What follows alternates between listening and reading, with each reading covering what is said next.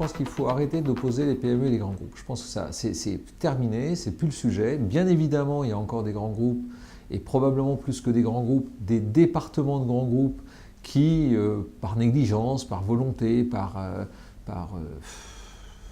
par bêtise aussi, ne se rendent pas compte de l'impact qu'il peut y avoir à bloquer ces délais de paiement, parce que 9 fois sur 10, ça touche des entreprises plus fragiles, plus petites, et donc ça les met en difficulté pour leur développement.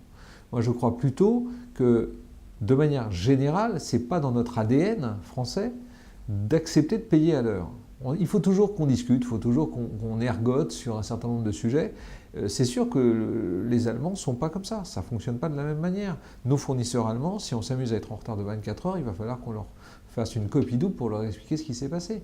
Et du coup, on ne le fait pas, parce qu'on sait très bien que derrière, les conséquences sont dramatiques. C'est clair qu'il y a probablement un biais, parce que le thème des gros contre les petits, ou des petits contre les gros, c'est un thème toujours vendeur, notamment pour un certain nombre de médias.